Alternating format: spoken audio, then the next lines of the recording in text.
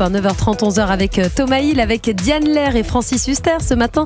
Et c'est l'heure du journal des médias de Julien Pichenet. Avec les audiences, pour commencer, il y avait du lourd hier soir avec la finale de Koh-Lanta sur TF1. Exactement, la finale de Koh-Lanta remportée par Gaël, qui a été suivie par 2 800 000 téléspectateurs. Vous venez de spoiler beaucoup de gens là.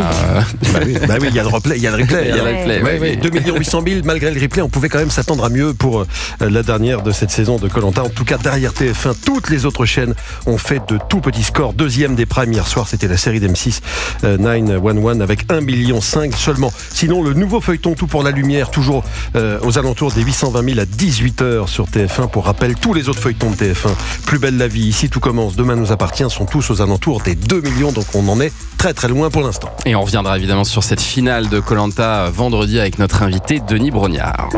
Europe 1, le journal des médias. Et puis Cyril Hanouna a publié la bande-annonce de sa nouvelle émission intitulée Tout beau, tout neuf. Vous savez que l'animateur arrivera sur W9 à partir du lundi 1er septembre. Il a donc partagé hier sur son compte X une vidéo humoristique dans laquelle il apparaît dans la peau de Rambo.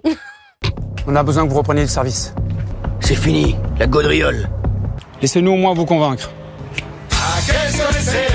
Au fond de cette boîte, chante les sardines. Non. Et si on vous propose ça? Petit beau élastique véritable, la perruque de Sébastien Patoche. Non, je mettrai plus jamais de perruque. C'est fini pour moi tout ça. On a une proposition que vous ne pourrez pas refuser.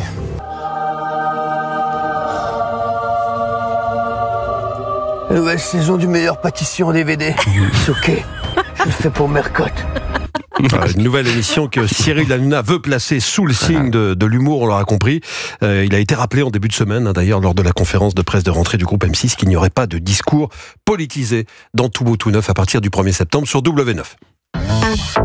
Et puis un finaliste de Secret Story apparaîtra dès cet après-midi dans Plus belle la vie, encore plus belle, ça c'est sur TF1. Léo Nadler, 24 ans. L'an dernier, il était dans la Maison des Secrets. Il devait faire croire qu'il était le frère jumeau d'une autre candidate qui s'appelait Lou. D'ailleurs, c'est lors de cette saison de Secret Story, il y a un an, que quelque chose s'était déclenché en lui. Écoutez. En fait, en jouant un jeu, en m'éclatant comme ça avec Lou, à faire croire que j'avais une jumelle, tout ça, à mentir et à faire un jeu d'acteur en fait pendant 2 mois, je me suis dit à la sortie, mais en fait, pourquoi je m'autoriserais pas à essayer de faire de l'acting, parce que je me suis éclaté.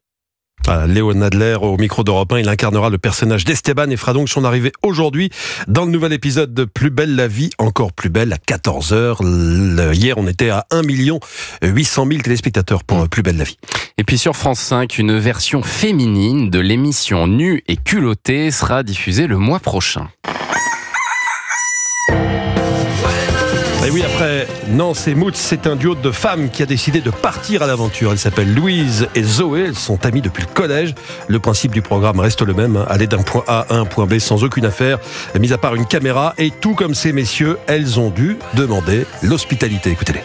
Je dirais que la différence avec Nance et Moots, qui eux peuvent demander l'hébergement assez tard le soir, nous c'est vrai que quand la nuit tombe, on commence à avoir un petit sentiment d'insécurité et du coup de se dire bon, il va falloir qu'on demande l'hébergement dans pas longtemps. En fait, c'est arrivé qu'on le sente pas. Voilà, on nous ouvre une porte et on se dise oh, je le sens pas là tout de suite. Et on réorientait la question en fait. On demandait même pas l'hébergement, mais on s'est dit que si jamais un jour on était dans une situation d'insécurité, alors il faudrait qu'on trouve un code entre nous, qu'on se dise les choses et qu'on s'autorise à partir. Pas évident pour Zoé et Louise au micro d'Europe 1. Le premier numéro de Nu et culotté sera diffusé en juillet. Le mercredi 16 juillet, ce sera en prime sur France 5. Pour l'occasion, elles se sont lancées le défi d'aller réaliser une sculpture de sable sur l'île de Sein en Bretagne. 2 autres épisodes seront aussi diffusés dans le courant de l'été. On n'a pas encore les dates. Et puis après Pierre Garnier, une autre ancienne candidate de la Star Academy va rejoindre la troupe des Enfoirés. Mais moi je reste, dis-moi pourquoi je reste avec mauvais garçon.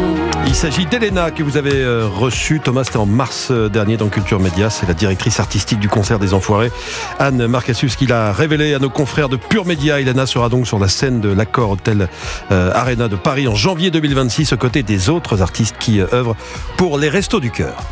C'est légitime, Diane Lair, Elena dans Les Enfoirés. J'adore. Bah ouais. Je suis complètement fan. C'est une des grandes stars de l'année, évidemment. Franchement, elle fait partie des grandes révélations. Je pense qu'elle aura une très très belle carrière parce qu'elle a vraiment ce côté-là qui parle à toutes les générations. Ouais, beaucoup de talent. Elena, bravo à elle. Merci Julien pour ce journal des médias.